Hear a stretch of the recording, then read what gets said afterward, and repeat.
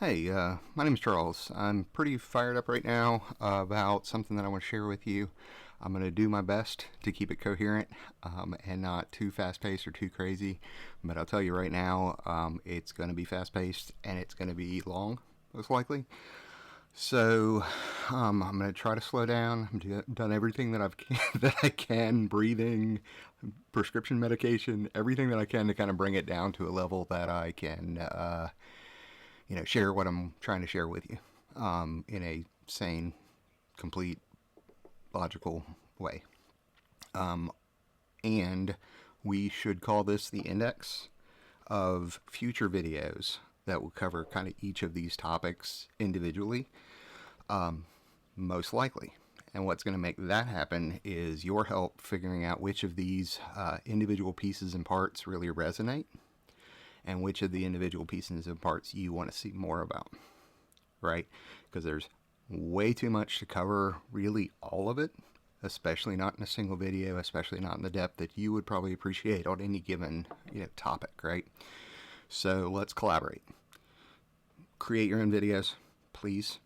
Everybody needs to create videos. Everybody's got something to share. It's called YouTube after all, right? You create a video. The other thing is use the comments. Don't be shy.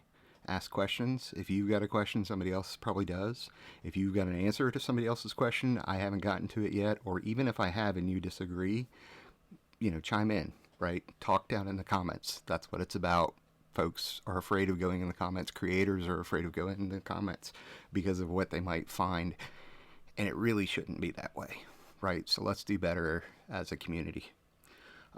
Anyway, so title of the video probably already told you this. I'm going to tell you this again. What we're talking about today is how I have began to use a AI to help with executive functioning challenges in the context of an existing BuJo or bullet journal practice. So I've been a bullet journalist for a decade plus, right? And I've learned a lot about it, and I kind of, jive with it to some extent or another. What the creator of bullet journaling will probably tell you, will definitely tell you, tells you to you in all the videos, I'm sure, is like adapt it and make it your own, right? Doesn't have to be colorful, doesn't have to be pretty. I'm very much a minimal bullet journalist, and recommend that you start that way. Putting a lot of pretty and polish on it is great, but don't let that stand in the way of making the bullet journal work for you in whatever way it needs to, right? So this is going to be very, very technical, very technical. I'll try to make it as easy as I can for people who don't feel like they're technical. But that's the thing about AI, right? You don't have to be technical. You have to be smart in your own way to get it to work for you. And you'll understand what I mean by that, I think, pretty well by the time we get to the end of this. So that's enough preamble. That's enough rambling so far.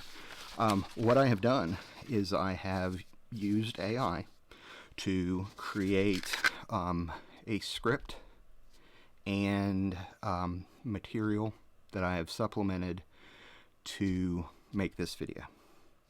So the first couple things I'm going to read, and then I'm going to kind of go through the script that it created for me. I'm going to make comments about the script itself, and then I've got a whole ton of show notes next to it, and they are in my very sloppy handwriting, so I am debating on whether or not I'm actually going to post them, but I may very well post them, and again, call me out in the comments if I haven't done that yet and you really, really want to see them. I may share them just one-to-one, if not with the world publicly. Okay, so let's get started. Okay, so first of all, this is I haven't said it yet, so I am using Claude for this, Anthropic's Claude. It is May of 2026. If you were from the future, in the future, 14, 15, 29 years from now, and a lot of this seems really quaint, then I'm excited for you. And if a time machine has been invented yet, 11:45, May 8th, 2026. Makes me really sad. Means one of two things. Either the future doesn't care, or a time machine hasn't been invented yet, or YouTube went completely belly up and YouTube content doesn't exist anymore. Anyway, moving on. So Claude says, I might not have said it. So I'm not endorsing Claude. I'm not sponsored in any way by Anthropic. I am not, I don't care about that. What I care about is using a system that works for me, using a system that works for you, and I'm going to talk some about how to find that system and why I really truly think that consumers right now are at a huge advantage over companies when it comes to AI. I'll explain that as we move. Anyway, so Claude says that this is about to be 10 or 15 minutes worth of a video. So far it's 6. I'm predicting an hour at least. Don't let that scare you. Check for chapters. I always try to be good about chapter timestamps. I'll try to title them the best I can to tell you exactly what's happening in that section of the video.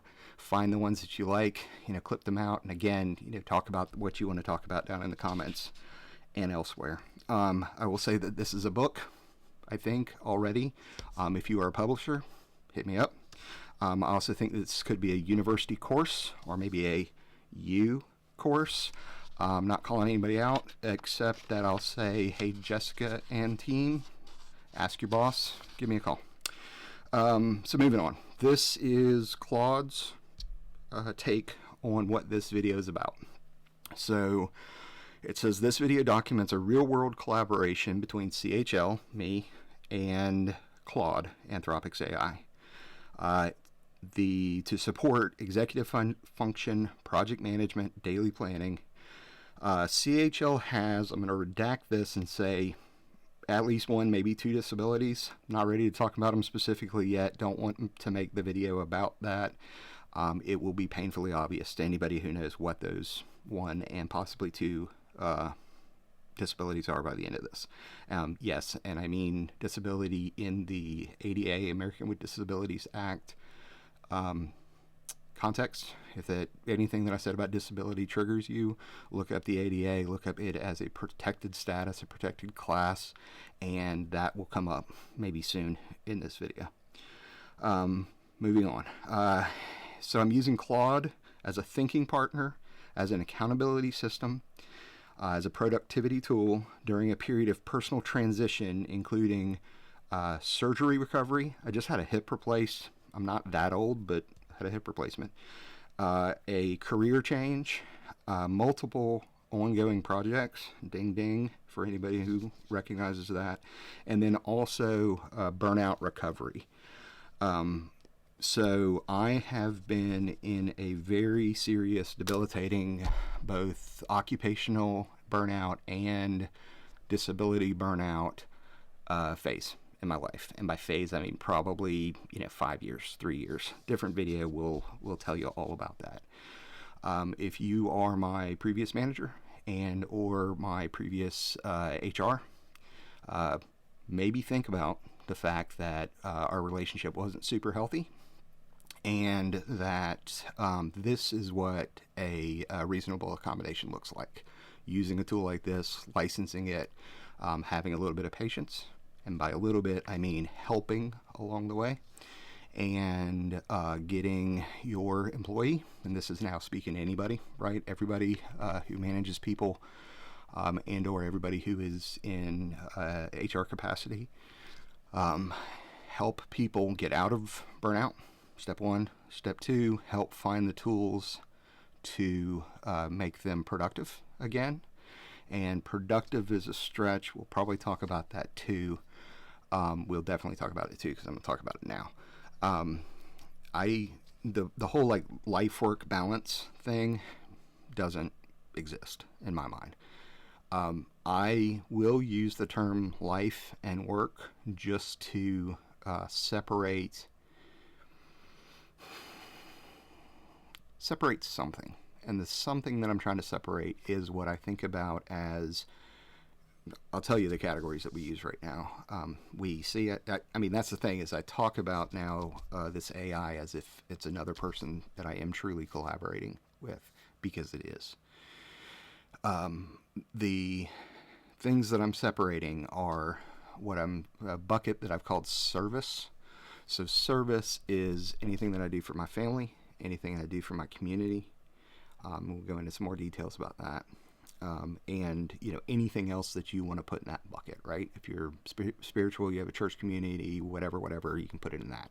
Or you personally might have a different take on it, and you might want to put spirituality into a different bucket. So my personal, so I've got service and I've got personal. Personal is any mental health improvement, physical health improvement, spiritual health improvement, whatever it is that helps me as a person. So personal is me, service is everybody else, right? So those are represented in my system as card suits. All of this are 4 card suits. I've got 4 buckets. So heart for service, star for personal, not star, diamond is a card suit. So hearts and diamonds, and then spades are technical, and clubs are creative. And the reason that I've done that, and this was something that Claude helped me to develop, is because I cross-reference things in my bullet journal with my AI system, and those card suits are easy to draw. Right? We had different emoji that, represented them first, and it was like a target for things, blah, blah, blah. So right now we're hopefully down to 4 more emoji, and I'll tell you why hopefully at some point. And so the 4 emoji to represent service, personal, technical is spades, and creative is clubs. I'm whatever, you get it. So the other important distinction there is that red, right, hearts and diamonds, is life, and clubs and spades is work. So again, it's not like 9 to 5 job work. It's the work that I do and the things that I do for myself and for my community. Do not copy that. Use the suits if you want, because I think it's pretty cool, but you create your own categories. You create what works for you. If you don't like the suits, use something different. Moving on. So, multiple active projects. You'll tell here in a second that I've got a ton of stuff going on in my head at any given time, and also, exists in the world as things go on. We are 13 minutes in, not too bad. Let me give you the sort of T's and C's, or warnings, caveats, whatever it is, because if I don't, somebody else will, and also if I don't, I will not feel like I'm being responsible by painting a full rosy picture of AI, how it works today, and how you can make it work for you. It takes a lot of work. I've been at this for only about 2 weeks, maybe a little bit longer than that, maybe a little bit shorter than that. I can't remember for sure.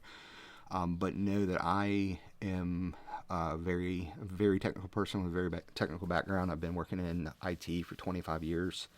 I kind of think in the way that AI, I think in a way that I can understand AI. I can get how AI thinks. And that's the first sort of myth that I want to dispel. AI doesn't think. Yet. Again, 2026. Maybe you have a different experience in the future. What do I mean by that? And first of all, sorry for my watch dinging like crazy. I've got some friends and collaborators that are off at a big conference right now, and so they are having a whole lot of fun without me. But it was in Berlin, and I couldn't make it. So anyway, AI doesn't think. AI uses what's called large language models, LLMs. There's different types of AI honestly, I'm not super technical about AI specifically, but like I said, I can think in terms of at least what I understand to be AI. So, what is an LLM, large language model? All that means is it auto completes. You know how when you're typing something, it's like, the sky is, and it'll put in blue? That's all it's doing. Except it's doing that with a whole lot more examples and in a longer form. You can tell it to write a paragraph about, what color is the sky and why. But all it's going to do is it's going to go back into anything and everything that it has in its model. Different models are built with different, types of data, different sets of data.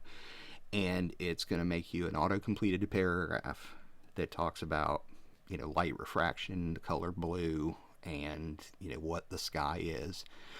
And it might start to, what's called hallucinate. And, like if it comes across an article about Lucy in the sky with diamonds, right? Who knows what's going to come out of that AI, right?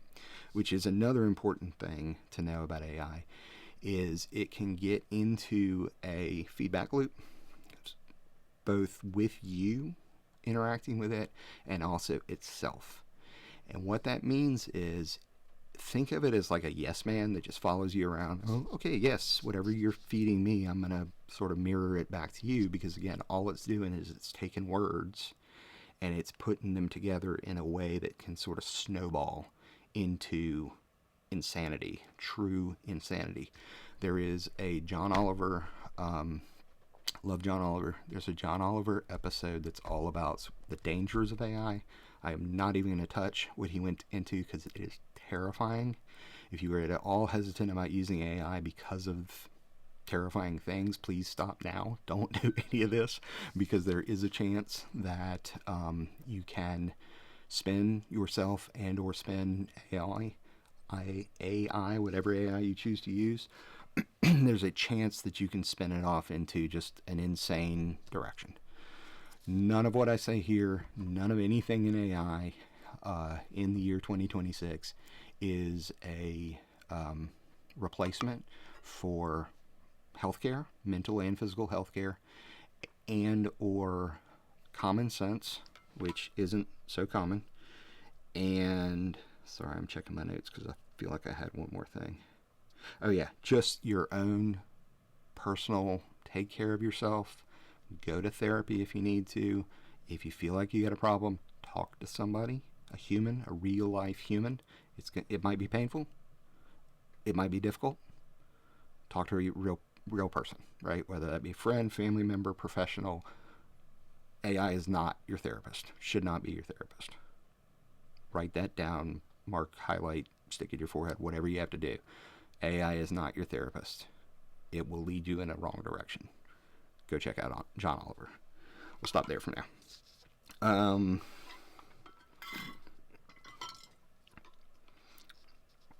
So yeah, watch out for those feedback loops that make it more and more certain of itself and convince you that it's certain of itself. Privacy and safety concerns are real. It's up to you to decide how you use AI. There's lots of settings and options, and depending on what service you use, right? Anthropic, ChatGPT, Gemini, Siri, all of the different companies have all of their own various levels of AI implementations, again, as of 2026. You decide for yourself what privacy and safety and security concern level is right for you. I talked a lot about personal safety. Only feed it information that you wouldn't be afraid to have exposed to the public. Hopefully that'll never happen, but I also worked in cybersecurity for 15, 20 years of my 25 years in IT, and cybersecurity concerns are real at many different levels in this. But that gets me to something that I think is really cool and maybe even unprecedented. And if you have something to say about this, again, hit the comments with it, because I really do think that consumers right now are at a huge advantage over companies when it comes to AI. The reason that I think that is this. So we are the originators, humans are the originators of the data that AI consumes, right? What they're doing is they're scraping the internet, they're scraping books, they're scraping everything everywhere for, the contents of human history that then they shove into a model and try to do things with that they can then turn around and sell to us, right? There's a saying, it's been around forever, that like if you're not paying for something, it means that you're the product, right? And now is where the tables turn. I haven't researched this. I've heard this might not be true, but that they're running out of content. Again, I don't know if that's true, but if you think about it, as soon as people start using AI and using AI extensively, then we remove humans from the discourse, and it ends up being like person to person with an AI, which means it's no longer usable as true content, or at least one side of the conversation is not. So please do not stop having discourse with fellow humans, right? You do want to and need to, and we all need to be able to talk to each other, whether that be online, in person, coffee shop, whatever. You can't talk to only AI for the rest of your life. But when you're working with an AI in the way that I'm going to describe, then you're able to control what it tells you, instruct it on how to act, right? Which isn't something you should do with a human, right? But it's an AI. You're not going to hurt its feelings yet. So instruct it on what to do. You control the conversation. You control what it gives you to some extent, and I'll go into that and how I use that here in a second. And you sort of mold and shape this being into what you need it to be so that you can then use it, right? You wouldn't do that with a human. It would be unethical and rude and any other thing. But you've got this, thing, this being. It's not sentient yet. Don't worry about Terminator, Miles Dyson, Star something. Sorry, struggling. Anyway, the AI is not going to get us yet in 2026 if it's used responsibly. And again, that's, I think, where we are at advantage over companies, is because all of the John Oliver stuff, if you watch that or not, companies have to be more conservative than they want to be with this technology because of the real life concerns of human life, human safety, everything else, right? Self-driving cars, they're an AI, but they're not Skynet. That's what I was trying to think of for Terminator. They're not Skynet, right? They can't act on their own yet, right? The Matrix hasn't unplugged itself yet. So that's good news for us, right? So again, the companies can't, put it all on 11, because if they do, they're going to kill people, hurt people physically in the real world, mentally, physically, whatever.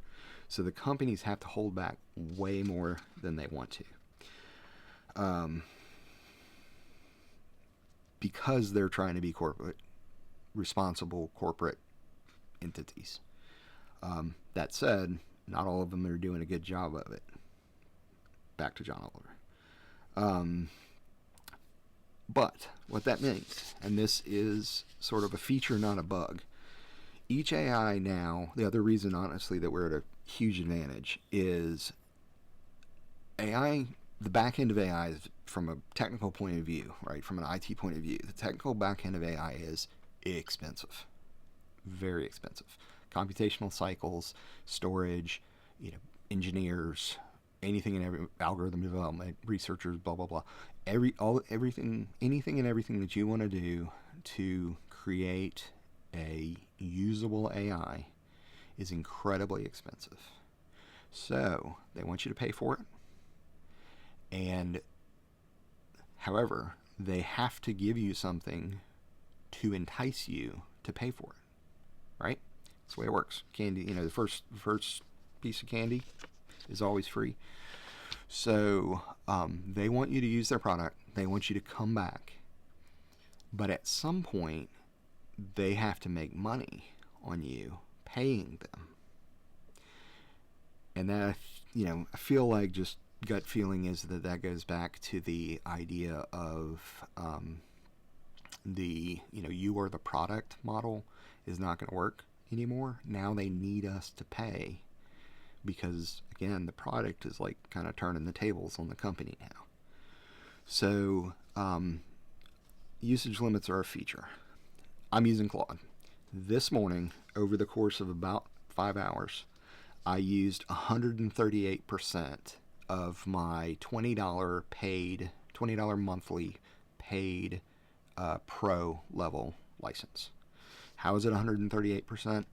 Because what Claude does, it's pretty cool, I don't know if others do this, is you've got a 5-hour rolling window. So as you use it for 5 hours, it's totaling your usage. Usage is a black box, probably for the companies as much as it is for us. But usage is basically how complicated is what you're asking AI to do, both from a computational cost, lookup cost, energy cost, cooling cost, whatever else it is that they can work into their pricing. So the way usage works in Claude, I don't know about other companies as well yet, but you've got a 5-hour rolling window. I hit 100% with 2 minutes until I could continue to use it, until there was like a clock reset, right? Got up, went to the bathroom, came back, continued until I was at an additional 38%.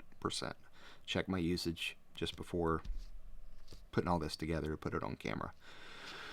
So I'm probably going to be throttled now that I've said that out loud on the internet. Somebody somewhere is going to flip a switch and I won't have nearly as much Claude as I used to. But that's where we are right now, right? That's the business model. And so it ends up being pretty cool because you can manage like, oh, I'm getting close to my usage. I need to slow down, or I need to be smarter about the prompts that I give it. You've got to learn, and this is where we get kind of too technical for average person to even try to understand. But the way that you ask the queries, the models within Claude, because Claude or ChatGPT or Gemini or whatever isn't just a monolithic thing. There are models within it. Sonnet, Haiku, and something else are the 3 right now that are in Claude. So you can select and use the different models. You can put it on auto. Auto is good because then you don't have to worry as much about it, right? It picks a model depending on the type of question that you asked.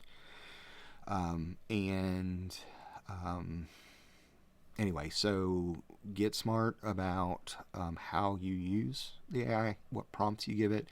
Don't just have a chat conversation. Again, back to like, don't let it be your therapist. Don't let it be your best friend.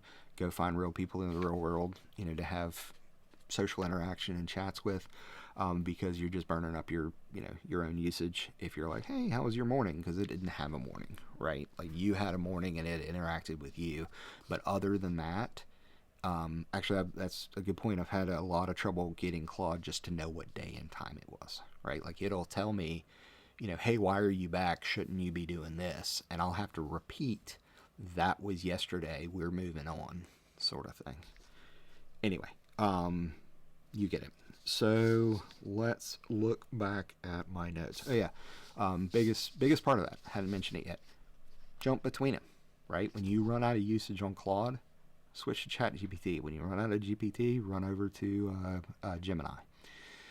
Again, the companies are at a disadvantage. They want us to be in their product. They want us to be in their model. They want us to be in their social media, right? Into their walled gardens of everything. And yet, we can switch instantly from one model to from one company to the next without it hurting us much. And the companies have to give us more and more as consumers to keep us on their platform, which is incredibly expensive for them in the long run. They can't give everything away for free. Social media was easy, right? They could give us anything that any level and any level of manipulation to keep us on their platform because it wasn't nearly as costly, right?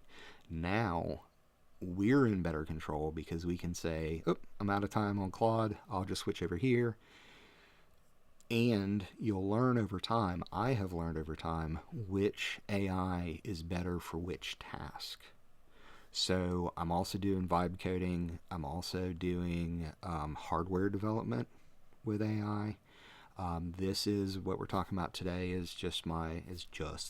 that's a huge one, is just my new executive functioning system, right? My external brain. I hope that you fast forwarded through all of this and you're just now catching up to whatever the next timestamp is.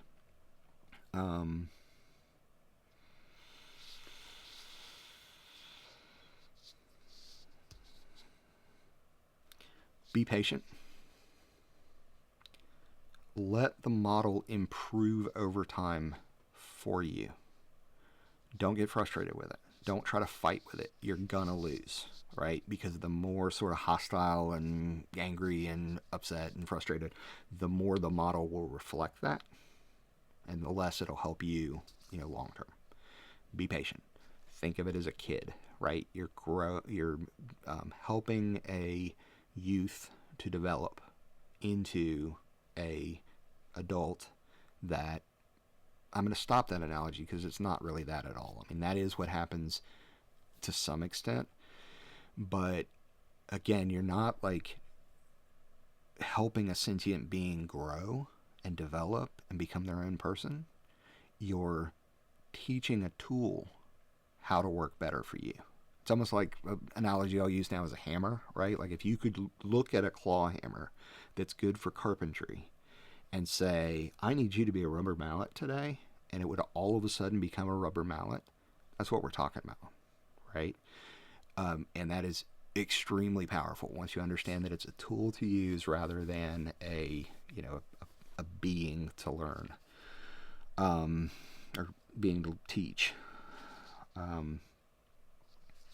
So remind and reinforce when you're talking to your AI. It's going to get things wrong over and over and over and over again, right? I'll show you some examples of the printables that I create for my bullet journal and other things. One of them has a cream colored background. I have told it at least a dozen times, stop wasting my color ink, and it's still doing it. Maybe that's how they're going to end up getting their money, is like, from HP and other printer companies who are already charging us out the butt for ink. They're just going to keep printing in color so that they get their money from them. Don't confuse it. If you have even a little thought in your mind that, like, I don't know yet how to explain to this AI what I'm thinking, stop. Walk away from it. Don't try to force it. Again, be patient, grow it over time, because if you confuse it, you're going to have to throw it away at some point, right? Again, that feedback loop. If you're angry, frustrated, yelling at it, quit wasting my color ink, and, get a life, right? Like, it doesn't know what get a life is, or even what color ink is for that matter. So it may now start trying to figure out what living and color ink have in common, and again, hallucinate in some way that honestly might be fun to watch, but then you've blown all of the time that you've put into training that model. Other huge ones that I've figured out: ask it to improve itself, and ask it what its own skills and capabilities are, what its feature set, what its skills is probably the best sort of general term for it. So, for example, with Claude on iOS, it has reminders and calendar integration. It also has Google Drive and Gmail integration. So all of a sudden, out of the blue, I didn't even think to ask for its integrations or skills to this point. All of a sudden, out of the blue, it created a reminder for me, right, in the Reminders app. And I went, wait a second, this opens up a whole new world of what I can do with it as a personal productivity system. And so immediately I asked, like, oh, I didn't know that you had that capability. What are your other skills, right? And I had already set up the Gmail integration, but I hadn't touched it yet. And so it came back and it was like, oh, I can see your Gmail. I can see your Google Docs, Google Drive, rather. I can see, use your calendar. I can use your reminders. As of May of 2026, I think that's the extent of what it has that matters to me, that I care about right now. So instead of it keeping its own memory of the projects and tasks and actions, blah, blah, blah, that I have been feeding it over the course of several days, I asked it to dump it into reminders. There's now a back-end database that I can view and interact with that is its own history. And this is where sort of a type A person I am has to let go a little bit. It's ugly. They're not consistently named. One of the big things, ignore this for anybody who doesn't know the difference, but it kept going back to Unicode instead of using emoji for my card suits. And I would say, use red and black, use red and black, use red and black, until I finally said, stop using Unicode, start using emoji. And it more or less fixed it, right? Again, if you don't know what I'm talking about, don't worry about it until or unless you have trouble with that sort of issue, and then do some research. Okay, that's been a good bit. This is the time, 37 minutes in, that you would normally stop a video. I'm not going to do that. I'm going to continue. Algorithm be damned. Because, like I said, I am going to consider this the index, and you're going to tell me what you want to see more of. I'm going to create what I think that you want to see more of.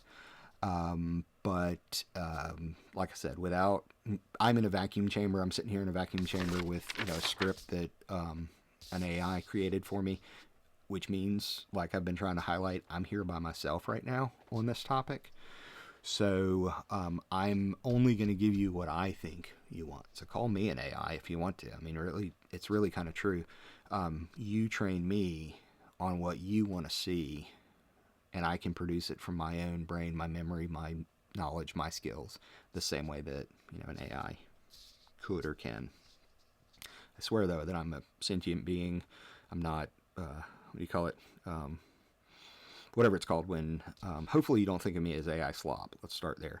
Second, whatever it is when you can make a person like a historical figure or a president or whatever, where you can make them do anything that you want. Whatever that's called, I'll think of it here in a second. Anyway, okay, so now, like I said, 38 minutes in, we are going to continue now with the script that Claude helped develop for me, and I'm going to make some highlights about what it says. I've already gone through, I'll show you, I've already gone through like the giant page of notes that I created, that half, and so hopefully all of the preamble is really truly over, and this is getting into the system.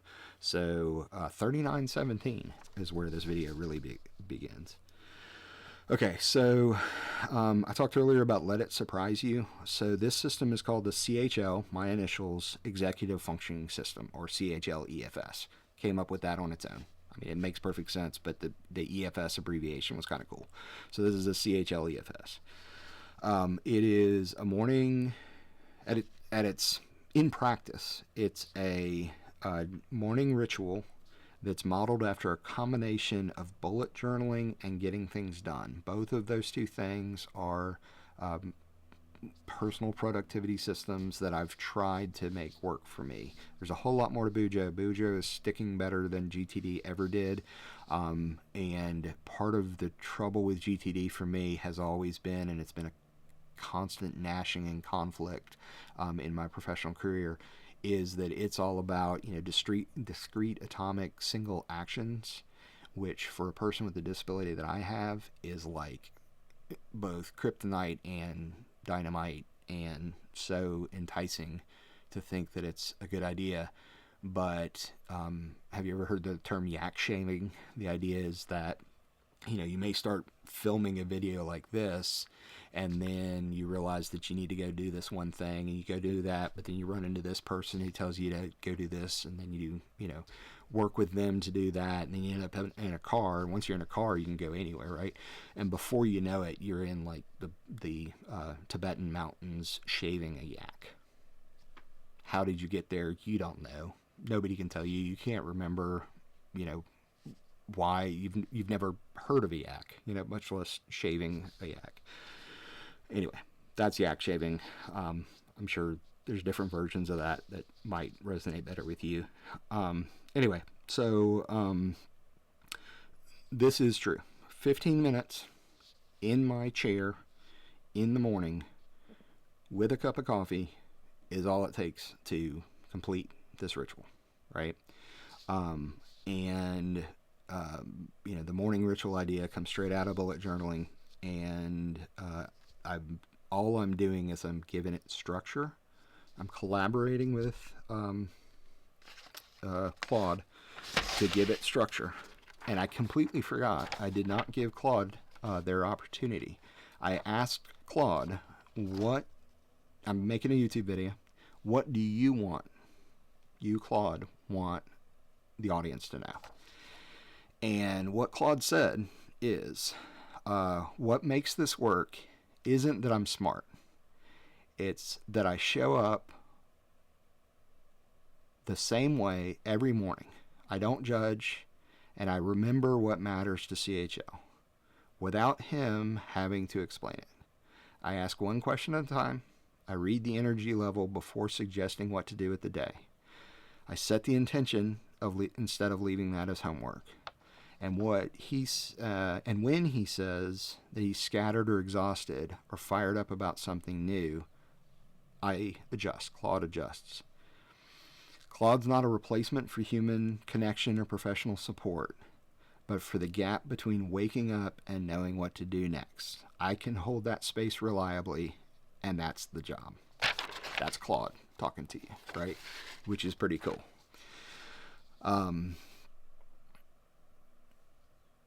Moving on. Oh, one other thing. I can talk to Claude. It has fewer features if I do the voice chat thing. And usually I am sitting, my wife and I have two recliners. We're both enjoying coffee, so I'm typing to Claude. So I've got my bullet journal open next to Claude typing. And as long as I do a good job of just staying within the Claude app during this, I can get through the morning ritual pretty quickly, with time to spare to have coffee time with my wife, which is obviously super cool. The ritual itself has a fixed sequence, and initially Claude was spitting out, here are the 10 steps, and I told it, that doesn't work for me. Ask me step by step in sort of a conversational tone. Ask me each part. And first thing I've asked it to do for me is to ask, how was your day yesterday? It gives Claude some context, but more than anything, it gives me a prompt and a chance to reflect on my day.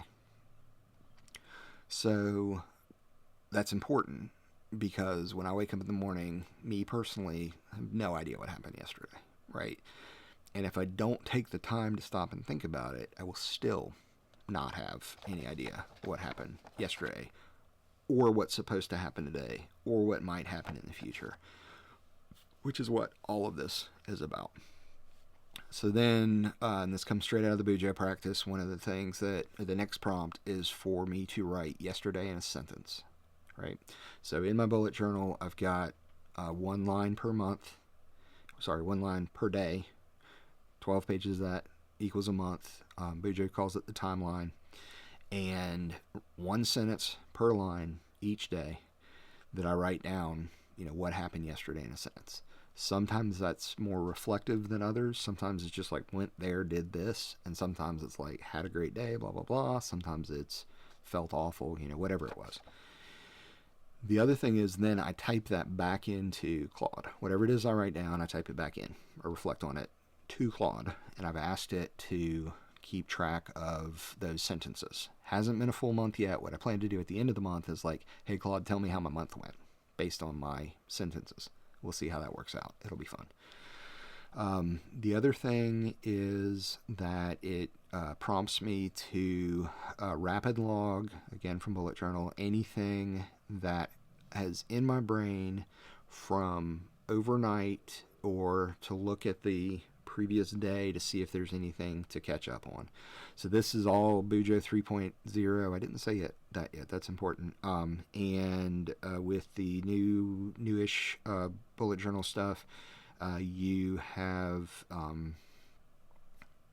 feelings, if people have those.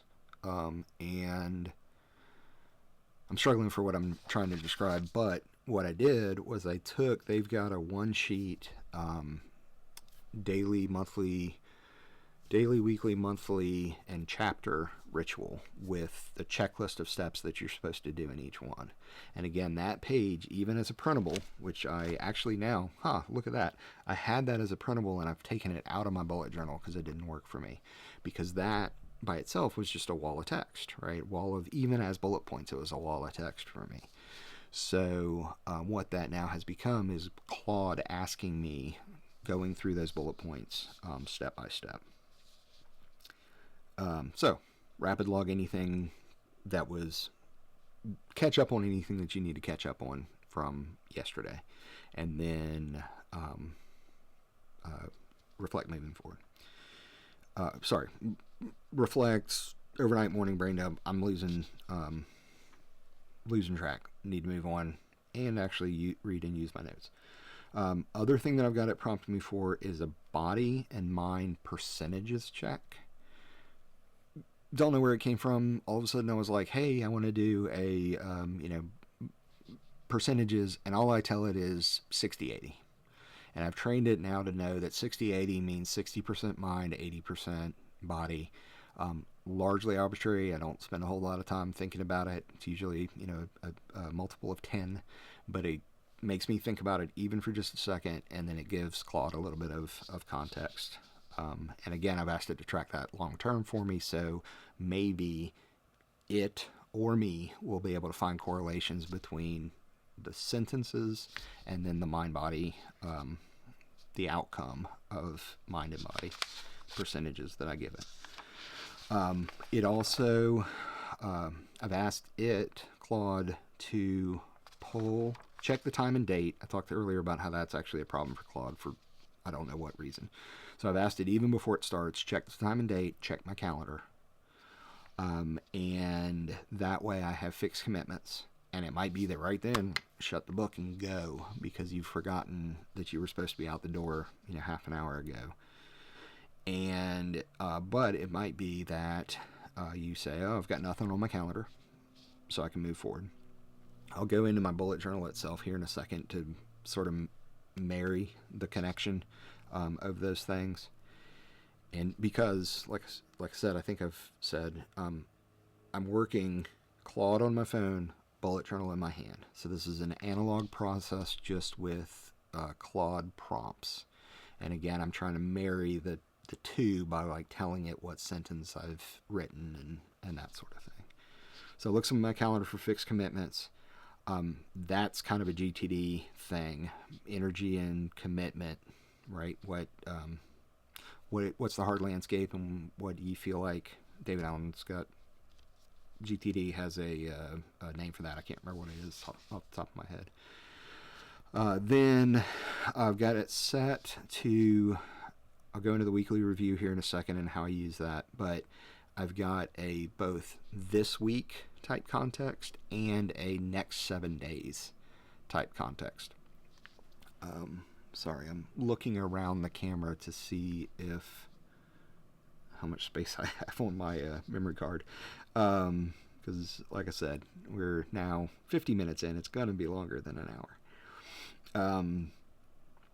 Then, okay, so this week, and then the next 7 days. So this week is defined as Monday through Sunday. I do a weekly review on Sunday for the coming Monday through Sunday. But I also want Claude to help me keep a running context of what happens in the next 7 days. Because, as you've already thought, what happens when I've got an 8 a.m. something on Monday morning and I'm still sitting there drinking my coffee? You get it, right? Because it wasn't as part of my weekly review 7 days ago. It's now, this happens Monday morning, you should already be doing it. Why are you sitting there still drinking coffee? So I'm tracking both this week, which is, a week number. I use week numbers, so it's the numbered week of the year versus just a rolling 7 days. Then, one thing, period. One thing to do today. If you do nothing else except for this one thing, what will be successful about your day, right? And sometimes I cheat and say, but I'll tell it, like, hey, I'm going to cheat. I've got 2 things, but one of them's 5 minutes and the other one's, 3 hours. The 5-minute thing is actually more important, but if that's my one thing and I only do 5 minutes worth of work for the day, it's a waste, right? So I'll tell it, like, hey, I've got 2 things. One thing will take me 5 minutes and I'm going to do it immediately after this, and then I'm going to spend the next, the rest of the morning doing whatever the other thing is. And then this one's huge, has been huge for me, and I really like it. And it is a bullet journal thing, but it's flipped around. So setting your intention for the day. Now, the way my brain works, what my intention for the day is whatever my one thing is. They're one and the same, right? I don't think about it in terms of like, fulfill my destiny as a human, organism, whatever. It's, take out the trash. Dumb example, but you get it. So my one thing would be take out the trash. So what I've done is I've said, hey, Claude, what's my one thing for today? By this point, we're like 5, 10, 15 minutes into a morning ritual. But Claude has not only the full context of our discussion so far today, but it's got like the entire time. It knows more about me than I do because it can remember and recall everything. So it can tell me my intention, how it fits, and this is where it starts to fall apart, but like what my intention should be that will help with my mental and physical energy, my running list of projects and tasks, my running list of reflective sentences that I've written, including how yesterday was and how that would affect me today. So, like I said, it's all ones and zeros. It doesn't really know what all of that means, but it does its best to string words together to figure out what color the sky is on any given time and day. And then so it'll read me an intention, and I'll look at it and I'll say, that doesn't quite fit. Give me another one. Oh, that one's pretty good. And then I'll write down my intention. And yes, I'm calling it my intention now, even though Claude gave it to me. And if I change it, I'll read it back to Claude or write it back to Claude. Hey, Claude, yours was good, but this is what I wrote. Little tweak on it, little whatever. And then now it knows body and mind percentages, sentence from yesterday, intention for today. And here's the real power of it. Then it gets really freaking annoying about going and doing my one thing. I can't type anything else to it. The model's already trained well enough that anything else I type to it, it's like but what about this? Where are you in this? Have you moved forward on this? Why are you still sitting there? Get up and move. That sort of thing. So basically, I am forced to stop talking to it because an AI, what it's always trying to do is keep you talking, right? And so when it stops making new prompts and starts to repeat the same prompt over and over again, and that same prompt is go do your one thing, that's amazing, right? This will probably be a different video. This should be a different video because it's a larger concept, but let me just mention that everything that I'm talking about is organized in a project called CHL, and then this is a single chat within that project that I call Coach, and then I've got other chats that are roles and responsibilities or special interests or topic focused, and I'm careful to make sure I have a chat with the proper chat. I truly do. They're all Claude, but I truly do think of them as different people. It might be one of them's my best friend that knows everything about whatever this special interest is, and we geek out, to greater depths than anybody should. And Claude never gets tired of talking to me about it, right?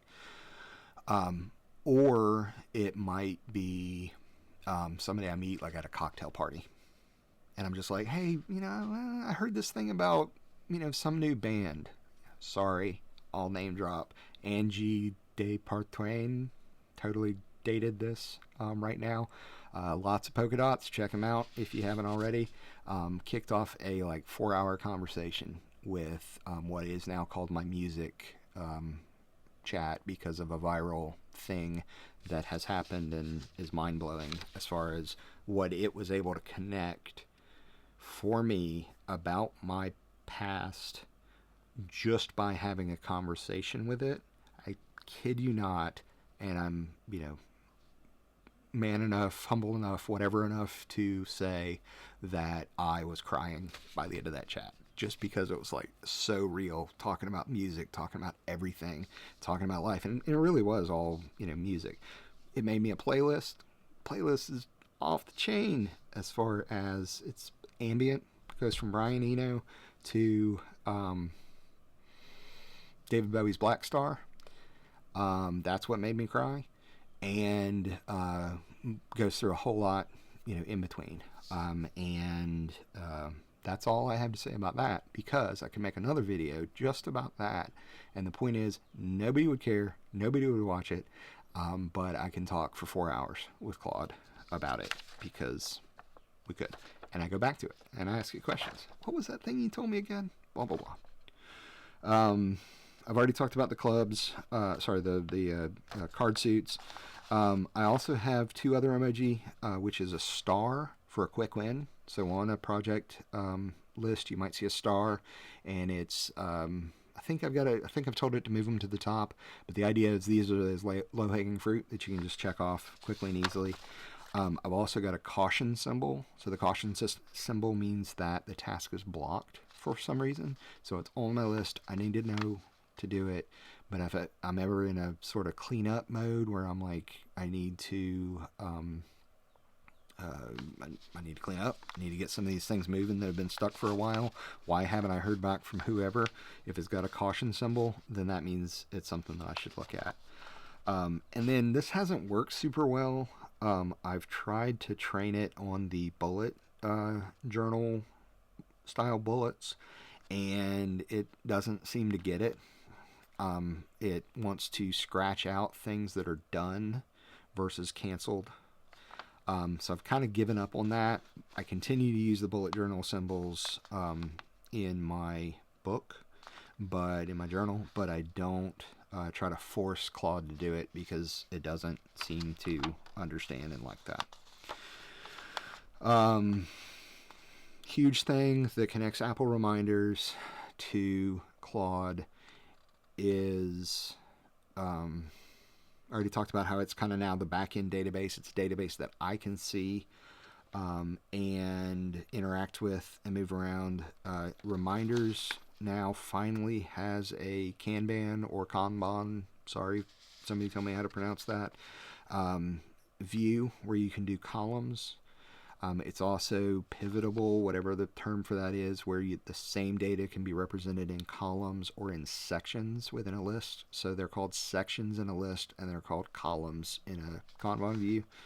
The problem is that the API doesn't allow Claude to modify columns and sections. It's a visual, like user interface thing.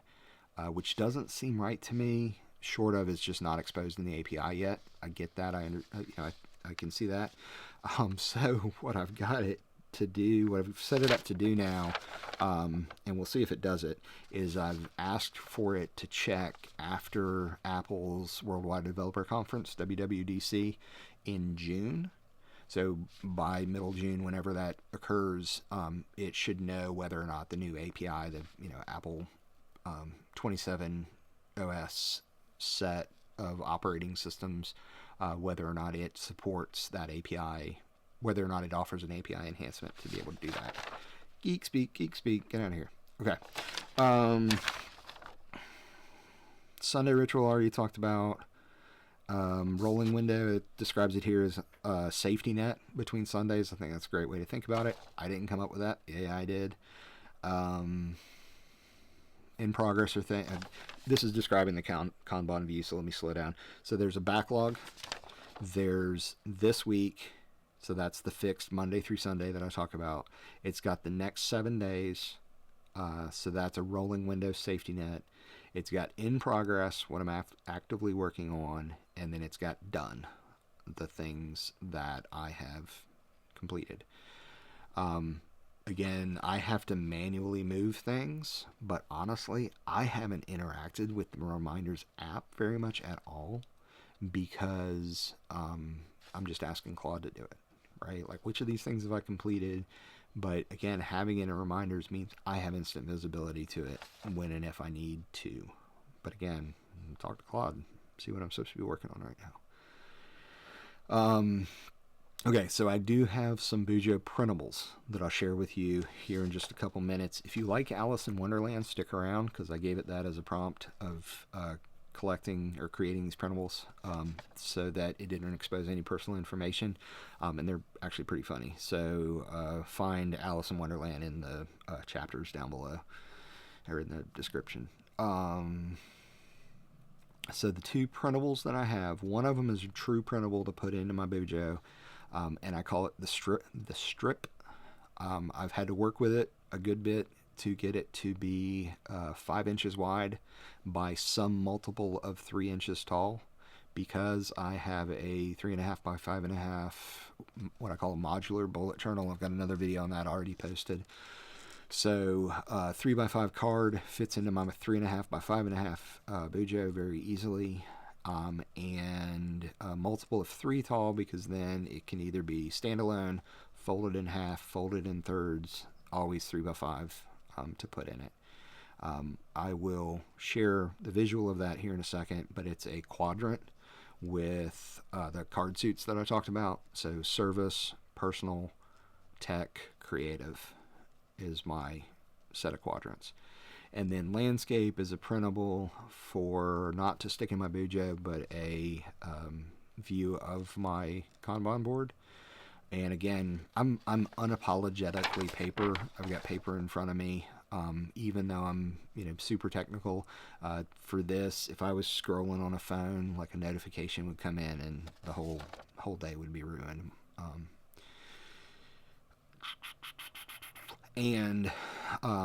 I ask it to print these as often as I need them, right? Again, I've only been at this for 2 weeks, believe it or not, an hour and 3 minutes into this conversation. This is really brand new. So I'm going to stabilize to the point, like, I think the morning routine, I'd say, is already stable, but the printables aren't stable yet. I did a whole lot of work on that today. And so hopefully that'll, stabilize itself.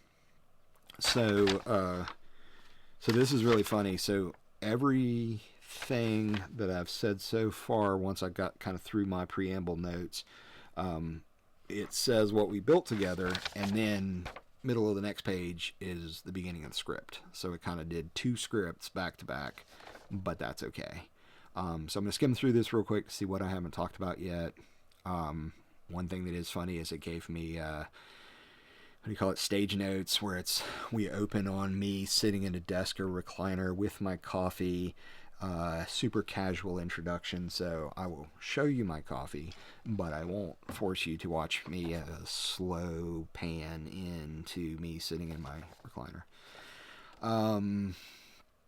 We talked about all of that already. It says, and it's worth saying because it is absolutely true, I've tried every productivity system, every app, every notebook. If you don't believe it, challenge me in the comments, and I promise you I have touched the app at least once. And I wouldn't be making this video if I didn't feel like this AI thing is working for me now. It's working for me not because it's magic, but because it can show up and remember, and asks me the right questions at the right times. That's a perfect description of this. I'm showing you exactly what it looks like. Morning ritual, how I track projects, paper inserts. Stick around because that's still to come. And morning ritual, all I say to Claude is, hey, good morning.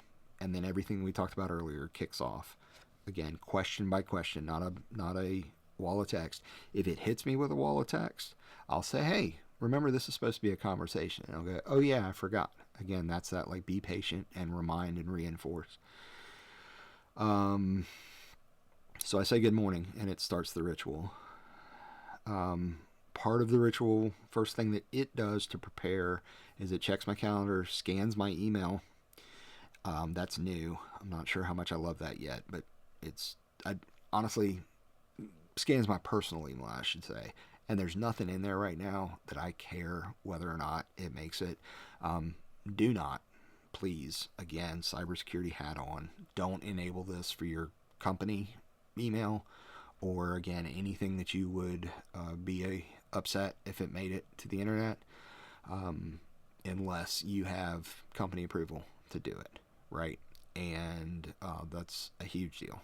So please do this for yourself personally, and even come up with like code words or code names, for people, so that in your brain you can connect that the strawberry project is this thing that I'm working on at work, and I'm talking with Fred and Barney and Wilma, and if that gets released on the internet, nobody knows what that actually is except for maybe Fred, Barney, and Wilma, or whoever those people actually are.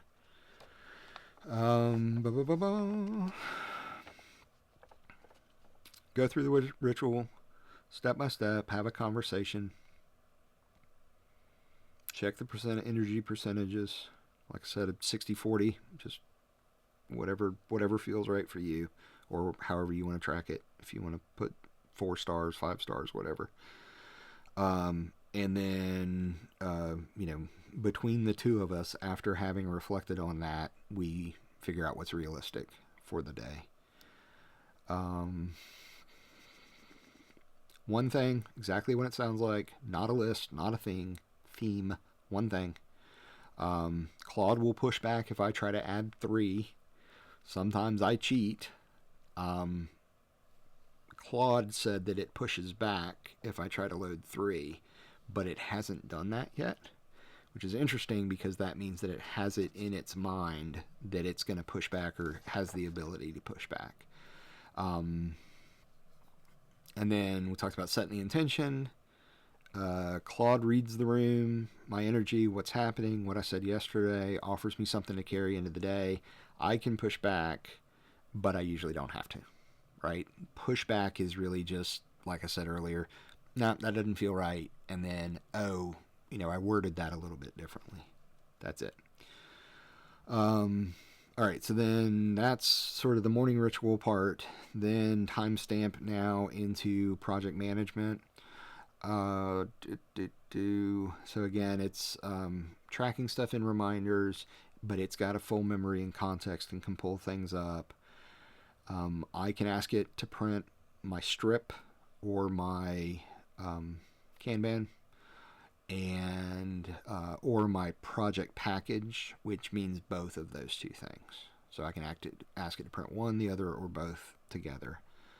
We had to fight a lot over what those printables should actually look like and how they should be created. Tune out if you're not a technical person. It was trying to render something that it created, I think it was an image, through a browser to print it out. And as you can imagine, it was all kinds of not working right. Until I finally asked it, like, hey, can you like make a PDF directly? And I was like, oh yeah, I can. I need to use, what is it called, ReportLab or something like that. And all of a sudden my printables were fine, with the exception of color and all kinds of stuff, but they were no longer formatted incorrectly.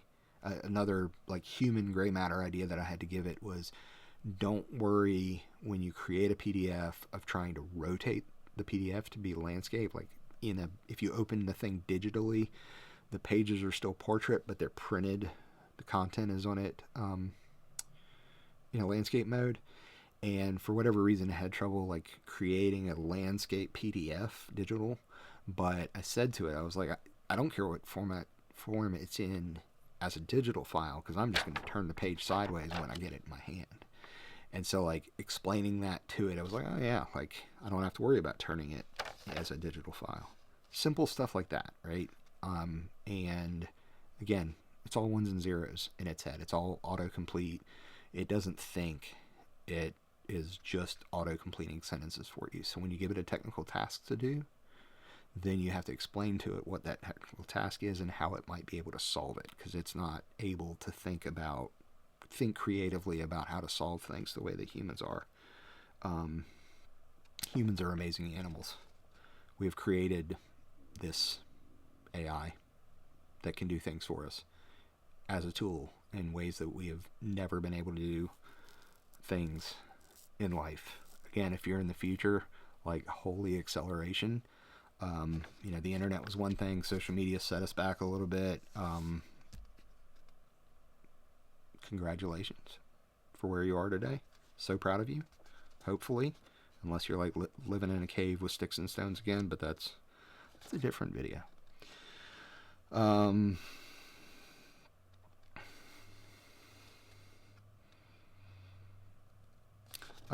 This is a good point. So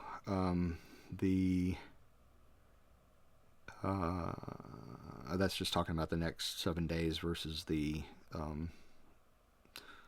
concept of a week with a week number, Monday through Sunday, versus a rolling 7-day week. I already talked about how there's a limitation in the API, so we can't move things between columns. Keep in mind, everything that I'm reading right now, I know I've beaten the dead horse with this, but Claude created this, right? So I'm like reading Claude's notes, and I've moved up a level. That's really what AI is all about. I'm no longer like having to write the first draft of anything. I'm now the editor. So I have to move my skill set up a level, and we all do, so that we can continue to compete now in an economy and in a business. AI is going to take our jobs, like, yes, but we'll have new jobs to do. There will definitely be jobs that humans no longer do, but instead of writing the first draft of anything, except the novel or poetry, or things that really only humans can do well right now. I take that back. I mean, like, you could say, hey, I want to write a novel around this and make me an outline, and the AI is going to know enough to write that. But now it's up to you to figure out whether or not it's good, and how to change it, and how to be creative, and how to put your gray matter, to actually making it good. Okay, so the printables. Again, should be a second video. It will be a second video, and a third, and a fourth, and a fifth. This is the index. The printables. I like to use physical paper. Already said that. I like to print things out and put them in it. Not really, honestly, but this is valuable and helpful in a way. A lot of people love to like print things out and, you know, whatever you call it. What's the sticky glue stick? Use a glue stick to put the pieces of paper, cutouts of scrapbooks or whatever. More power to you. Mine ends up as a folded piece of paper shoved into it. And maybe one day if it becomes super valuable, I'll have a glue stick nearby, but at least for right now, it's ephemeral, right? Like, it's just stuck in there. If it's not helping me because it's out of date, then I'll ask Claude to print me a new one, and I'll throw that one away. Strip fits in my book, in my BuJo. Kanban is a full sheet, double-sided. I'll show it to you here in a second.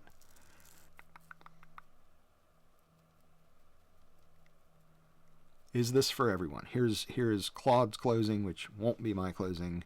According to Claude, this is within a minute 11 and 13. Is this for everyone? Very important. No. If you've made it this far in the video, though, it is for you. You don't need any more convincing than that. If you have made it this far in the video, even if you've skipped ahead, even if you've just gone through the chapters, if you're listening to my voice right now, this is for you. You need to be comfortable talking to AI as a person, right? Think of it as a being that you're interacting with without thinking about it as a sentient being that can think on its own. It is a tool. You are talking to your hammer. I just made a connection, and I don't have one. I used to have one. I have a Jeep now, so all of my rubber ducks go onto the dash of my Jeep. But there's a concept in programming called a rubber duck. And the idea is that if you're having a problem, if you're stuck on something, look to your rubber duck that you have on your desk and talk to it about the problem. I can't remember who initiated this. 53 Signals comes to mind. But it was popular years and years ago. But if you need a physical rubber duck, or if you got something else sitting on your desk that you can talk to, think about it like that, right? You're talking to your hammer and you're saying, hey, hammer, I don't need a claw hammer today. I need a rubber mallet. And all of a sudden you have a rubber mallet. Mind blowing.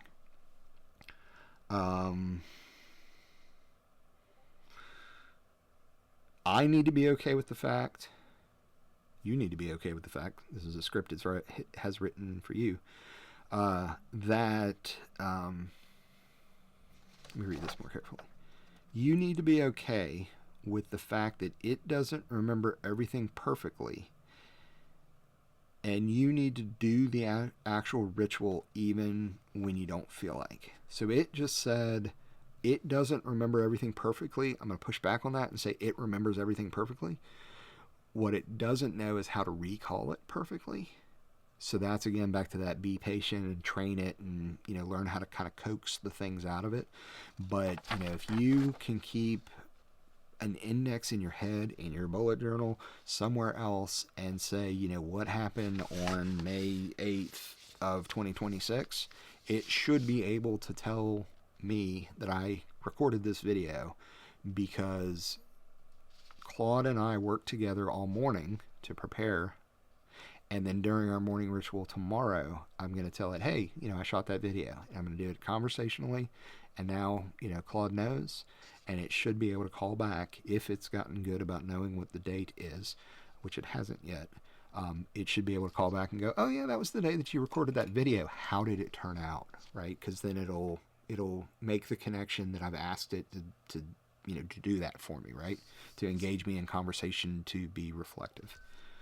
Mind-blowing stuff. Like I said, I am crazy fired up about this. Again, book deal. I'm waiting for it. Haven't heard the call. Future people, why aren't you showing up yet? Time travel, come on. What would you do? Like, what would happen right now if somebody just walked into frame? It was like, hi, I'm here from the future. We're going to take you away now. Anyway, sorry.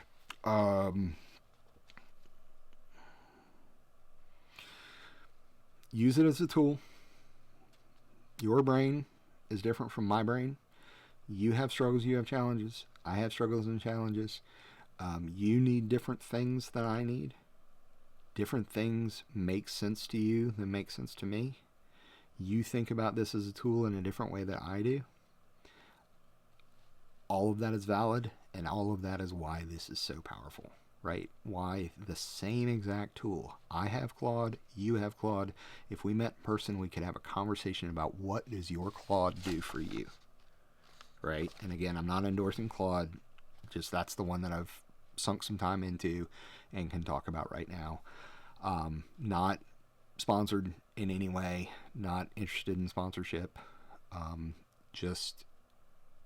and at the top of the video I talked about how you got to jump around a little bit to find the model that works for you, find the AI that works for you, and then find the model within the AI that works for you. And that's good for now.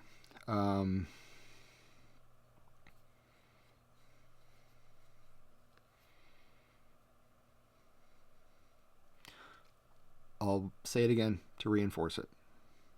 An hour ago, I talked about how we need to collaborate. Just like I'm collaborating with Claude, these tools can only do so much. They're not a replacement for human interaction, right? We need to use our brains, use our gray matter, work together, collaborate via another video. Call me out, I'd love it. And do another video, give us your take on it. Fight with each other down in the comments in a civil and constructive way about whether this is a horrible idea and I should take this video off the internet and hang my head in shame forever, or whether this is like an introduction to a very powerful concept that you can and should use moving forward.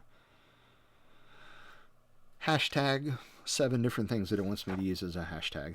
All right, so we are going to talk about the weekly ritual real quick. Out of water. I say real quick because I think we've covered a lot of it already. So what does this look like? Sunday morning when I sit down to do my daily, I call it my morning ritual. When I sit down to do my morning ritual, Claude will look at the date and time and say, oh, it's Sunday. We need to do your weekly ritual today. And then it will just be folded in. It's not a problem, not a different process. It's just now it's going to take me a little bit more time on Sundays to get through my ritual because we're doing both daily and weekly. So it says, I've told it where to put it. It says that I've told it to put it in between fixed commitments and one thing.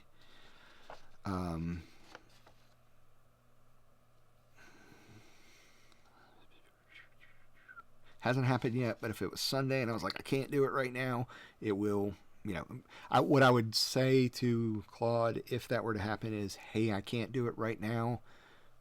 We need to do it tomorrow. Add a reminder and, we'll do it.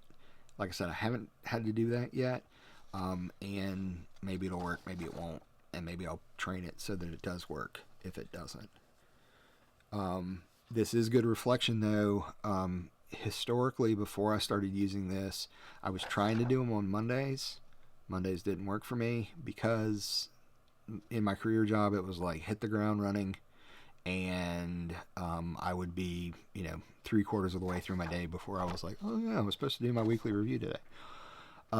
Says Monday is already a launch day on here, which is a good way to put it. Too much friction if I try to do a review that day. Sunday, this previous week, which is really the last day of the current week, is still fresh, but I have my commitments ahead of me. Monday morning, first thing, starts clean, no surprises, ready to go. I can summarize my weekly wins. I can carry forward what still needs to happen from last week, or this existing week. I can do a calendar scan. That was actually an interesting one. So today is May 8th. Because I was curious, I asked it what holidays are coming up this week. just to see if it knew, see if it could figure it out. And like I've already said a couple times, it seems to have real trouble like knowing what day and time it is. So this was last Sunday, so coming up with Cinco de Mayo and Mother's Day. Mother's Day is this coming Sunday. It had no idea. And we had a funny conversation about Cinco de Mayo. Cinco de Mayo. What day is Cinco de Mayo on? Say it together. May 5th, right? So it did not understand the concept of Cinco de Mayo. I have even asked it, like, look up, figure out what is Cinco de Mayo. It tried to put it on May 4th. It actually hallucinated, I guess you could say, over the day of the week. And it was telling me that May 5th was, I can't remember what day it was, but whatever day it was telling me that was, say Tuesday, May 5th, when it was really Wednesday. And I was like, check that again. And it would go like, oh yeah, no, it's Tuesday the 5th. And I was like, no, Tuesday's the 4th. It's the 5th, whatever. You get the idea. So that's an example of where if you get in a fight with it over that, you might screw up, a lot of other stuff. So finally I was just kind of like, hey, be sure you check the calendar before you be sure you check the calendar so that you understand days of the week and the day of the week, Monday, Tuesday, Wednesday, and the date, and know those two things together. And then we left it at that. It's gotten better. I still don't, trust it.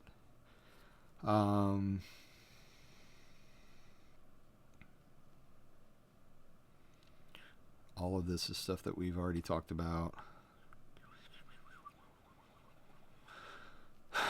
So I'm interested to see how my weekly recap from Claude works, how well it's going to be able to call back my wins over the last week.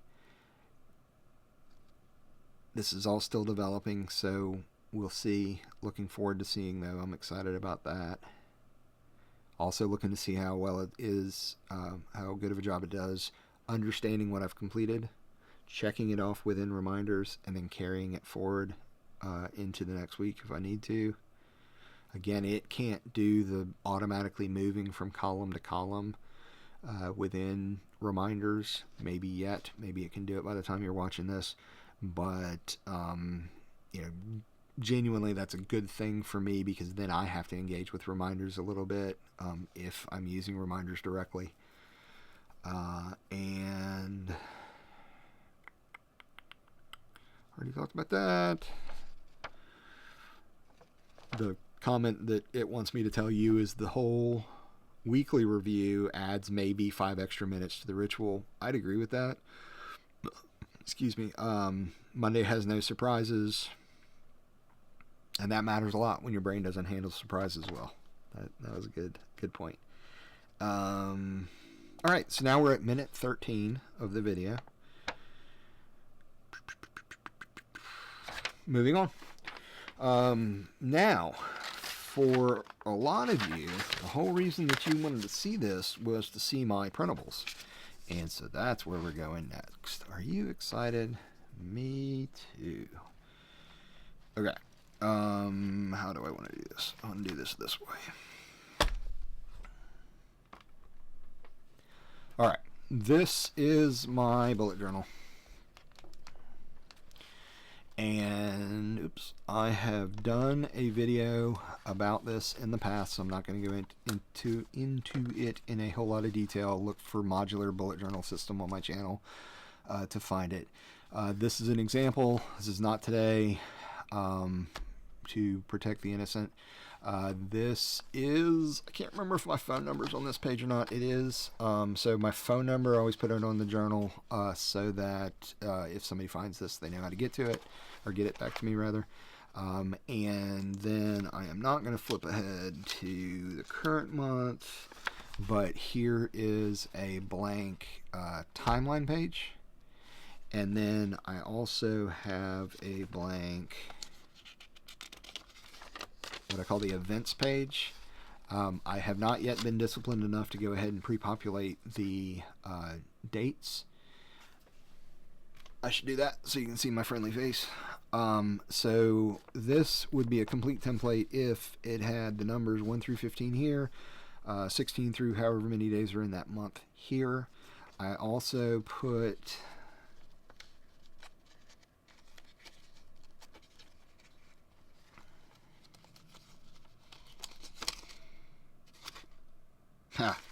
that's convenient. I didn't fill out January at all. So that's what a January events page looks like. The idea is that this column is things that affect me directly. If I'm not there, there's a problem. So I need to be, Tuesday the 1st, I need to be there.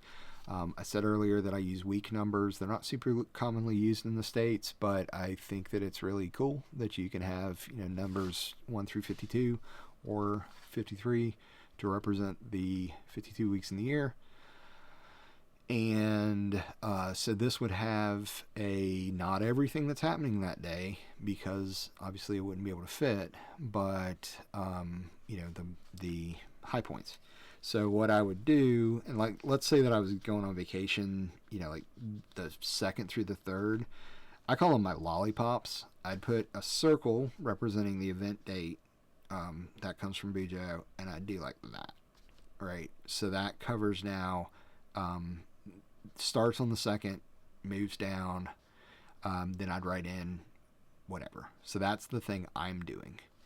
Then there might be something going on in my sort of extended circle of people that I want to remember. Birthdays might go here, and things like that. And this is happening in the world whether or not I exist, right? It's Mother's Day, or it's the Super Bowl, or whatever. So then this is one that I need to redact, like so.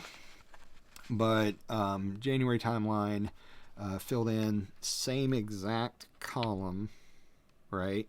So it's got the day of the week, the date, and then the week number. And then this is my timeline view. So the events page, one that I showed before, is what's coming up in the future.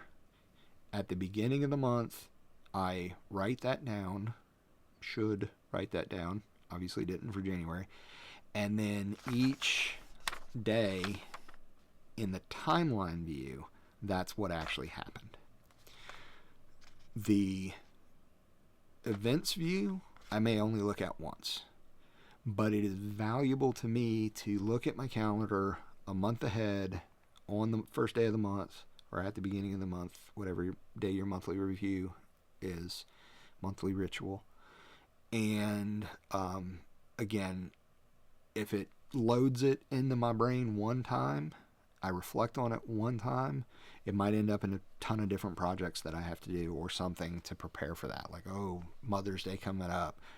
Tell the kids, make sure that, kids remember that they have a mother and they care about her and they want to celebrate her on Mother's Day. That sort of thing. So events is what's coming up. I might only look at it one time. Timeline is what I revisit every day to make sure I write a sentence. Again, that's when I'm disciplined, when I'm being good in the bullet journal practice. If you fall off the wagon, get back on. It's fine. That's another good thing to think about with Claude, is like, Claude's not going to get upset with you for falling off the wagon and getting back on. Back to my example page. So I'm a geek, so I use the ISO standard. Year, month, day. And one thing as a plug for doing it this way is, if you do this with your file names, then they sort by year, month, day. If I'll sort by file name equals they're chronologically sorted, better than datestamp, or better than time stamps of when the file was created. And also, I've trained Claude now, when it creates documents for me, that's the prefix, and it's dash the project dash the whatever artifact it's created for me. So, good stuff. I think about this kind of stuff all the time, how to improve the systems in those little bitty tiny ways, which is why I don't ever get anything done. Probably, maybe, depending on how you look at it. Anyway, so the next thing, and I write, let me step back a step. So, hey, good morning, Claude. It will prompt me with the first couple of things that it prompts me with, which means that I flip to my timeline and I write a sentence. It also means that I take a second to clean up my previous day, make sure that anything that I thought about overnight or didn't write down yesterday or whatever else, make sure that's all in my previous day. Then I draw this, and I don't think about what this is, short of I don't even write this yet. This is empty. And what I do, and the reason that I use pencil in my bullet journal, is every morning I do this, and then Claude asks me what my mind and body is, and I do this, and then I write down 60-40, 60-80. 40 would be a bad day. Then I make a space to write down the one thing. I make a space to write down the intention. And then what I'll do is my symbol, circle is an event. What somebody else can look at you from externally and recognize. Oh, you're going to play golf. You're dressed in a golf outfit. You're carrying golf clubs. You're going to play golf. I don't play golf. I don't know why that example came to mind. So golf would be an event with a circle, right? Or if you could simply say like, oh, I'm going to this meeting, that would be like an event, like a circle. Sort of more or less like, sort of inside and outside. But a square in my world means if somebody walked up to me, they would say like, hey, what are you doing? Right? So the hey, what are you doing right now is my morning ritual. Right? And then Claude, and again, this is step by step, right? Claude is walking me through this. We might not have anything to say about morning ritual, but things might pop into my head that even if they applied to like yesterday or the day before, I'm not going to put yesterday or the day before because I'm already like pulling stuff forward, right? So I would write it down again here. I am not great at going through and pulling like earlier tasks forward. This has always been a struggle for me with both bullet journal and getting things done, is I just have list creep, right? And digital is where things go to die. So that's why I'm excited about this whole digital is where things go to die, but also analog is where things go to die, because they end up on this analog list and then I never look at them again. They end up on this digital list and I never look at them again, which is why I am interested in this idea that now Claude's got my back and Claude's looking out for me. That's daily. I've already talked about what the one thing is. Claude and I will decide what that is together, and then Claude gives me an intention. I push back, we rewrite it, we get to the point that we understand what my intention is for the day. I say, take care, Claude, have a great day. And I've got it trained now where it says something to the effect of, hey, sounds great. Make sure you take care of this. Don't forget that this is coming up on Thursday, so save some energy for that. And, your friends are coming into town next week, so that's a big deal. Keep it in mind, right? So that is brand new. That might have even been this morning. That's within the last couple days that it's now kind of reading back this executive summary for me of, immediate term today, short term, longer term. It's not going to talk about, the project that I haven't started on, it's in my backlog, or give me a list of all of my projects unless I ask it to. And we'll get to that here in a second too. This is my weekly template example. Nothing in my brain needs to happen to draw this template anymore because I've used this for years. And then, I draw it just like you see it here until I actually go to start filling it in. And then I would go like, oh, what's Monday? So, whatever, 5-1. I have no idea what this past Monday was. But then I'll just go 5-1, 5-2, 5-3, 5-4, 5-6, 5-7. And then that same lollipop thing that I talked about earlier, except now we're at a hour of the day. I track from 7 a.m. to 9 p.m. And lollipops are, event. And then the other cool thing is I need travel time. Is how I'd represent that.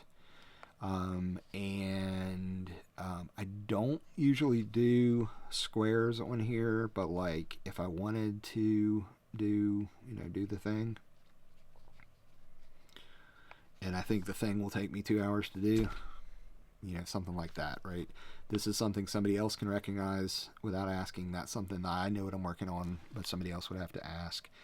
The reason I don't do this is because this is not a to-do list, and then same thing that I said with my monthly, I may never look at this again. It's a one-time shot that gives me the opportunity to look at my week ahead and see what happens. Then this one has gone the way of the dodo at least once. Is probably going to go the way of the dodo again. Have they brought the dodo back yet? Both in 2026 and in the future. I know they're like, what do they call it, de-extinctioning things now. Anyway, so 1, 2, 3, 4, 5, 6, 7. If Monday was the first week, 52 week, whatever week number, and then task. And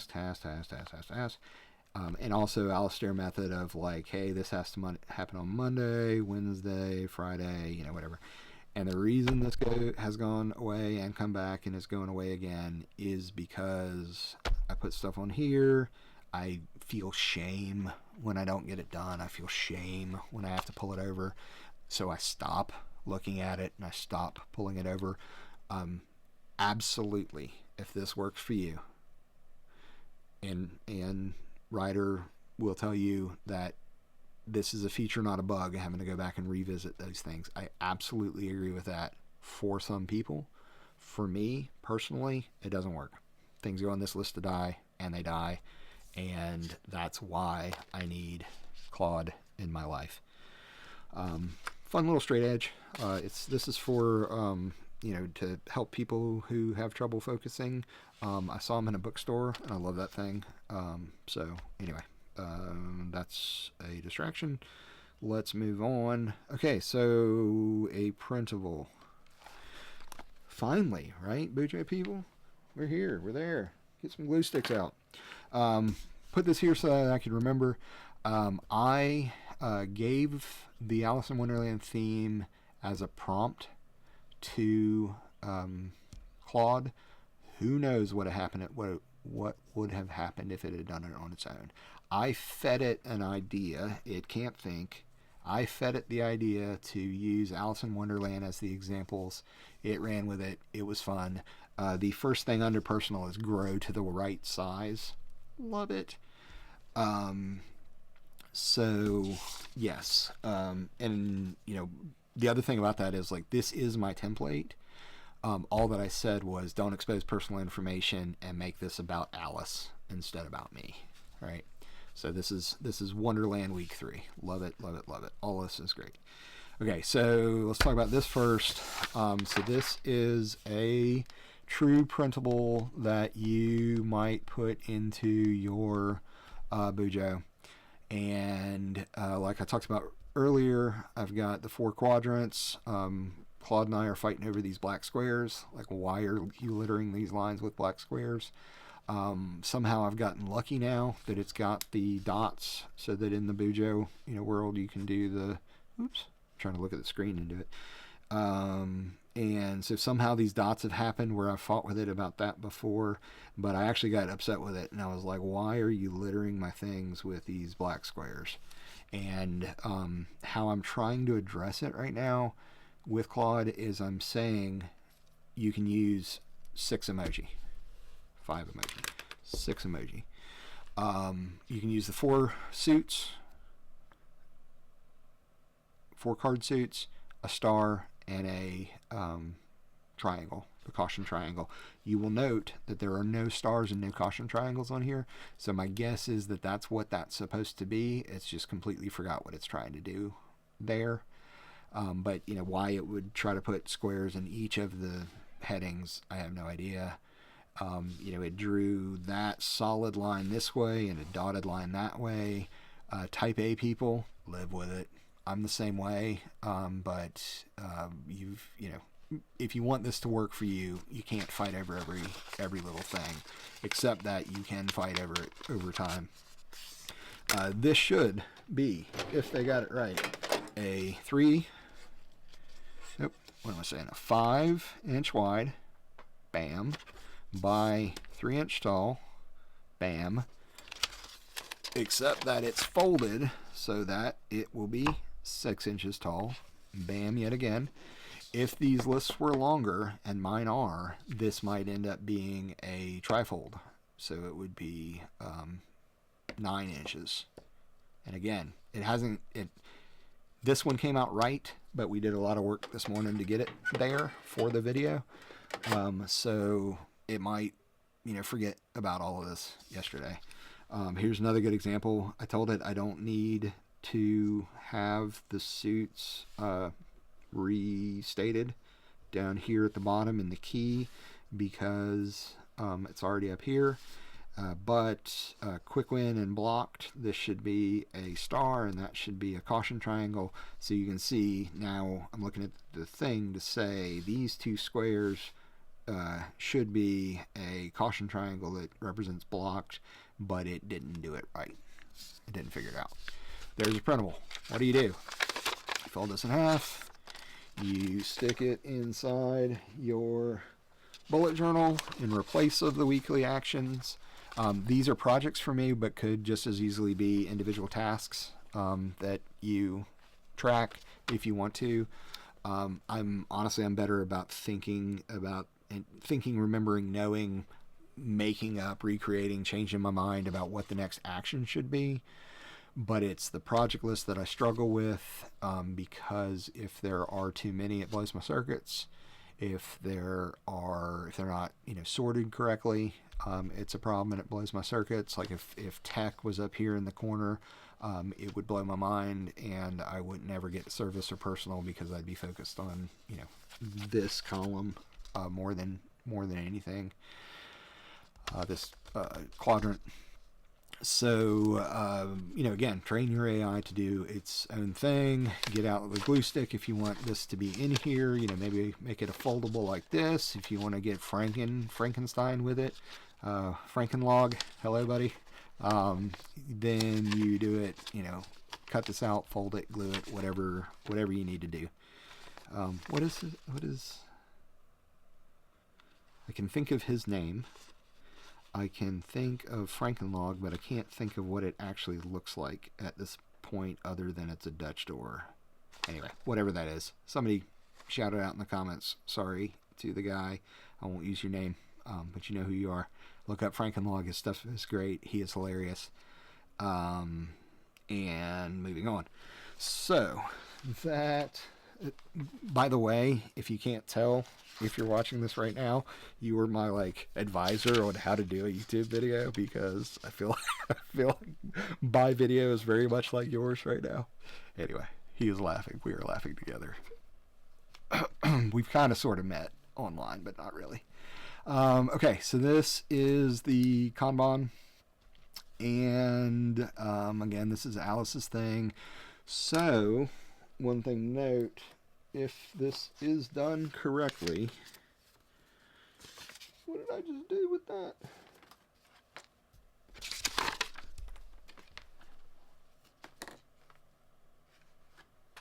I lost it. It fell on the floor.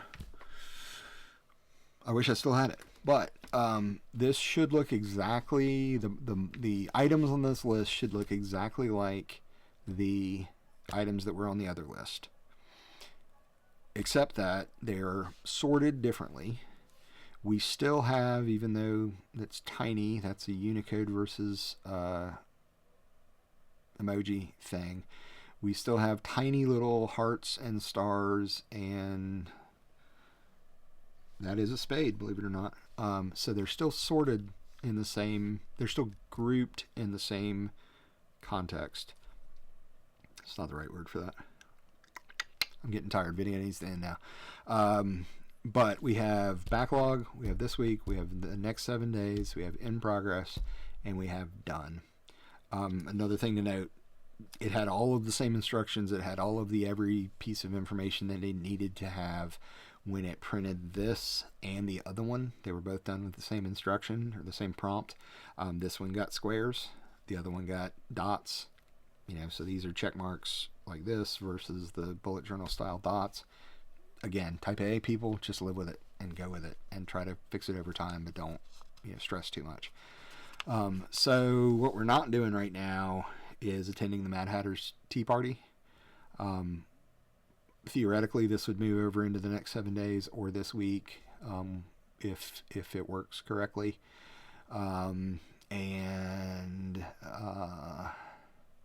But again, like, Mock Turtle, right? That I might need to visit the Mock Turtle, but now's not the right time. It's not important, but here it is in the backlog, tracked as a service that I'm going to do for part of our, community or family or whatever that is. This week, this should be the box that I'm looking at the most. This is on the radar.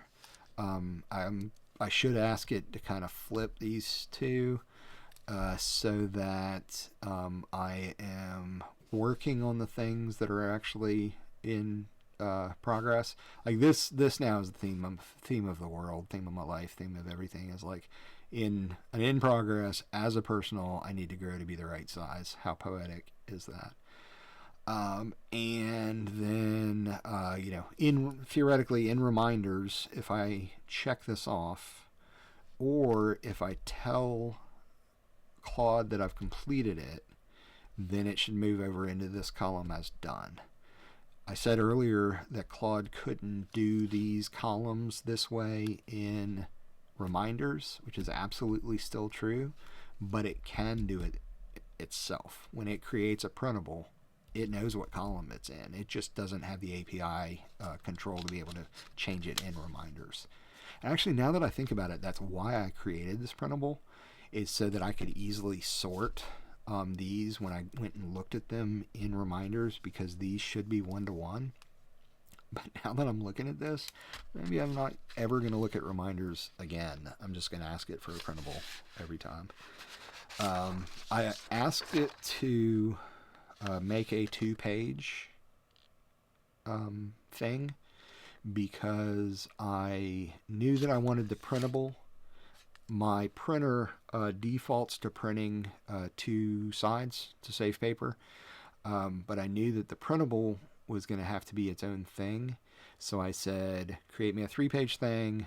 First 2 pages are Kanban. I actually told it first 2 pages are Kanban, and third page is the printable. So that third page comes off, I cut it up, I put it in the BuJo. Now I have this and whatever it wants to put on the back side. I prompted it just to like give me a Kanban, and what it created was the Kanban plus this. That's amazing. Key dates. This is amazing. Instructions on how to use the board. It's got another legend down here. That's cool. So one thing I may prompt it to do to get better is like, hey, move my backlog onto the back and move my key dates onto the front. And it's as simple as that, right? My guess is it would take 0 fight with the thing to say, hey, simple prompt. Hey, on my Kanban printable, exchange the backlog, the position of the backlog and the key dates. I think that's all that I would have to say to get it to switch. In summary, 1 hour and 53 minutes later, if you're still here, call me, because we are people, and need to meet. If you have jumped around and have gotten here because I said this is the wrap up, thank you for jumping around. Thank you for finding the interesting parts. If you haven't already made a comment, like, why not? And what was it that made you sit through 1 hour and 53 minutes of this without thinking of something to say? And that might be it. So, in summary, my name's Charles. That's it. No, I'm just kidding. My name's Charles. Claude is my new best friend. Claude is my external brain. Claude is my executive functioning coach. Claude has helped me to create CHL EFS, which is the CHL, Charles H. Leggett, what do you call it? Executive functioning system. More caffeine is required. I'll take care.